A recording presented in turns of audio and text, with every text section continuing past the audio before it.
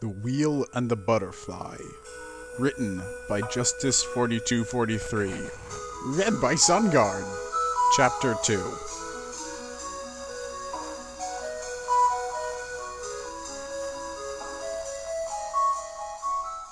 The large man turned back to his prey briefly. "Stay there," he commanded. Pinky wasn't sure if she was getting up very far on her legs. Anyhow, part of her wanted to see how this played out. "Listen, buddy." The large man walked within inches of the smaller, angry man and stood tall just to help point out he stood a good foot or more taller than his opponent. "I think you better move on. This ain't your business." The shorter man grinned. "And I think you better stop, drop, and roll, pal." The smell of burning fabric caught the large man's attention as he looked down to see a hip flask that had some of its contents spilled onto him, a lighter which had ignited said contents, and the important fact that his clothing was, in fact, on fire. His tough guy act evaporated in an instant as his voice gave way to panicked screaming and flailing at his fiery clothing. "Listen, buddy, maybe you didn't hear me. I said stop!" The angry man threw a right hook that caught the large failing man right on the jaw. "Drop!" He followed with a well-placed kick to the man's knee that caused him to lose his footing and hit the ground hard. "And roll!" The angry man launched a flurry of kicks to the large man's gut. The would-be mugger dropped the small box from his pocket and fled on into the street, a run cut short by a blue sedan rounding the corner and slamming into him. The driver's door flew open, and a tall, lanky man in flip-flops, khakis, and an unbuttoned orange shirt over a blue shirt quickly emerged. Oh my gosh, don't tell me I hit another cyclist." "Nice assist, Chris." The man in the jerk t-shirt called at the driver. "Dan, I can't keep going with you like this if it means vehicular manslaughter." "Oh, relax, Chris," Dan responded, putting his arm around his much larger friend and pointing an assertive finger at him. "You just took out a mugger fleeing the scene of an attempted crime. We're pretty much heroes here." Chris's expression visibly brightened. "Really?" Pinky just stared at the scene, her brain trying desperately to catch up with what she just witnessed. "Hey, he dropped a loot." Dan bent down to pick up the small box the man left. He opened it up to reveal a handful of small cylindrical objects. "Dan, you don't smoke. In fact, you lecture on and on about how cigarettes are just a tool to keep," Chris raised his hands for some air quotes, "the moron population down." "Listen, if you defeat someone, you're supposed to eat their heart to absorb their power, and since I'm not a cannibal..." Dan just put one of the cigarettes to his mouth and lit the tip with his golden Zippo lighter. As the small flame lit his face against the gloom of the rainy night, Pinky couldn't help but think to herself that Dan looked pretty cool. Dan took a puff and his face went green as he let loose a hacking cough that brought him to his knees. Pinky stumbled over to him as Dan tossed his cigarette angrily onto the ground. "He tried to poison me!" Dan leaned on Pinky as he delivered a few well-placed kicks to the large man's gut, who softly grunted in reply. "Dan, you lit the wrong end," Chris replied flatly. Dan regained his footing. "Chris, why did you let me smoke this? Are you trying to kill me?" Chris rolled his eyes. Before Dan could continue his tirade, a high-pitched voice interrupted his vitriol. "That was amazing!" Pinky threw her arms around Dan's neck and embraced him tightly. "Thank you so much." She stood a good few inches above the rather short man and found her grip surprisingly strong. Dan's face turned red as he struggled to breathe. "Chris, help! This girl is obviously part of some dastardly trap to kill me." "I'm pretty sure she's just thanking you." Pinky's grip loosened. "That's exactly what she wants you to think," Dan said, leveling an accusing finger at Chris. "And thank you, too." Pinky threw her arms around Chris's torso and smiled, enjoying the very rare occasion of one of Dan's revenge schemes doing some good for a change. "Great, we're thanked. Can we move along? We're kinda busy." Oh my gosh, that guy was gonna grab me, and then whoosh! Pinky spread her arms out and wiggled new fingers to simulate fire. Then you were like, pow! Pinky threw a punch in the air for effect. Right in the face, and then snap! Pinky kicked her leg out, right to the hoo-ha, and wah! Pinky lost her footing and fell straight to the ground. Chris and Dan watched the display with very different expressions. Chris had a blank look focused on the girl, while Dan looked increasingly annoyed. As quickly as she had fallen, Pinky stood back up. "I'm okay," she assured. Dan, did you set that man on fire? Dan giggled to himself. Yeah.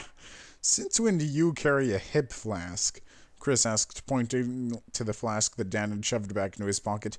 Since I needed some fuel on me to quickly start fires. Keep up, will you? Don't tell me there's gasoline in that thing. What am I, psychotic? Chris opened his mouth to answer, then thought better of it. It's Everclear. Dan turned to face Pinky. Well, it's been weird, Oh my gosh, I'm being so rude. I'm Pinkamena Diane Pie, but you could just call me Pinky. Pinky smiled from ear to ear.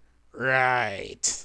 Dean leaned in closer to Chris and moved his hand in close so only Chris could hear. What kind of stupid name is that? Chris ignored Dan and extended his hand. Hi, I'm Chris. Pinky tentatively extended her hand, then looked at it, and grabbed Chris's hand and gave it a vigorous shake. Dan, would you like to introduce yourself to the nice Ow! Chris yelled as Dan threw a quick punch into his arm. You talk to me like a child? I punch at you! Pinky giggled. Dan, was it? Pinky extended her hand. Dan looked down at her hand, glared, and spat in it. Dan, that is not how we make friends. What did I just... Much to both Chris and Dan's surprise, Pinky then spat in her own hand and quickly reached for Dan's and gave it a good shake. Does this mean we're extra super special friends? She said with a smile. Unsanitary! Unhand me, you wench! Dan yelled as he tried to pry his hand free of Pinky's very moist grasp.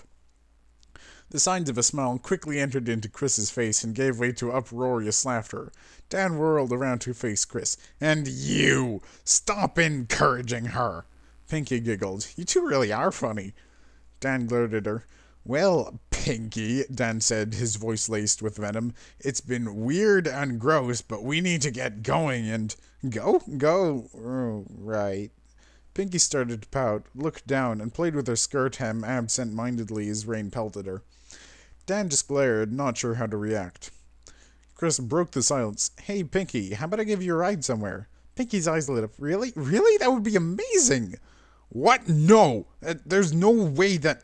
Dan quickly found a hand covering his mouth as Chris dragged him off to the side. Ow! Chris pulled his hand away and gave it a shake. You bit me! That's what you get for manhandling me, you ape. And before you say something, no, she is not coming with us. Okay, first, it's my car. If I want to give her a ride, I will. Treachery! This will not stand! Second, for once after dozens, if not hundreds of schemes, I actually feel really good about what happened, and you're not going to take that away from me. Dan went silent, folding his arms and looked to the side. Third, I can't in good conscience just leave her to wander the streets of Van Nuys to be picked up by the next mugger potential rapist that happens upon her. Dan attempted another tactic, whining to get his way. But she's all huggy and loud and icky. Fourth, it's pouring rain and I don't want to be out here getting drenched as we put out your stupid flyers. The noble war on the apostrophe must continue! Can't it wait till it's daylight and not pouring rain? Dan mumbled a few obscenities under his breath and answered, Fine, but let me finish up here. Chris smiled and waved to Pinky as Dan approached her. So, what are we going to do first, huh? Oh, I just know we're going to be the bestest friends forever and ever and ever and... You talk too much, Dan said coldly. Oh, I'm sorry. I know I tend to ramble and annoy some ponies. I should really learn. Dan raised an eyebrow at ponies. You're in my way, pink girl, he answered in lieu of addressing the strange turn of phrase. Oh, Pinky shifted over, allowing Dan to approach the pole she had been standing in front of. Dan pulled out another rather crinkled sheet of paper and a staple gun and affixed it to the pole. He smiled, admiring his handiwork. So, Dan turned to face Pinky and moved his face within inches of hers, causing Pinky to shift back a half-step. I don't like you. Oh, well, I'm sure when you get to know me, we'll be great friends, Pinky insisted with an anxious smile. I already have one minion. Dan motioned to Chris, who had entered the car. I don't need another. Dan kept walking. One minion? I mean, friend? No way! I could never have enough friends. Dan turned on his heels. Listen, I'm sure this shtick tricks plenty of other saps, but Dan was interrupted by horn honking. Dan, leave the poor girl alone. We need to get her out of the rain. Dan yelled in frustration and trudged towards the car. Pinky grabbed her bag and simply stood around looking pensive. Before Chris could react, Dan poured the rest of his Everclear onto the unconscious man. Oh dear, Chris uttered as Dan gleefully sparked his lighter and set the unconscious man on fire. Again. The recently motionless man suddenly woke up, screaming in pain. He fled into the night, despite the shooting pain in his broken and damaged body. Pinky simply stared in belief and muttered, "So cool," to herself. Dan looked back at Pinky and scowled. "Are you coming or not?" Pinky smiled hard enough to make a tiny squeeze sound and bounded to the car, falling once on the way over and quickly picking herself back up. "Seriously?" Dan asked from the passenger seat as he buckled up. "She can't even walk right," he said, angrily motioning to the girl outside. "Dan, did you have to set that man on fire again?" Dan chuckled to himself. "Yeah, anyhow, I already told you, we're doing a service here." Chris said nothing and watched Pinky through his side view mirror. "Dan, I don't think she knows how to open car doors," Chris said in a tone of genuine surprise. "What? Seriously?" Dan looked out the window to see a perplexed Pinkie Pie staring at one of the car doors. "This is unbelievable." Dan quickly undid his seatbelt and exited the car. He walked over to the driver's side backseat door, shoving Pinky back a few feet, and then opened the door.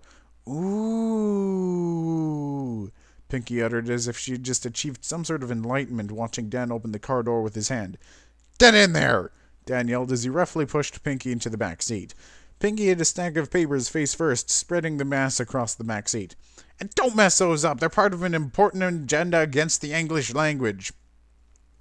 Pinky sat upright and quickly tried to fix the piles just as she had messed up with her face, or rather, the pile Dan had messed up with her face, though the distinction was lost on her at this point. Chris shot at his friend a look that said, "Really? You really just pushed a girl like that?" as Dan re-entered the car and buckled up. Dan shot him a look that screamed, "I punch you." Pinky finished straightening the papers she could reach and sprang upright in the seat. "I'm up," she announced to the men in front. Dan sighed and shook his head as Chris started the car and continued forward. "It's gonna be a long night."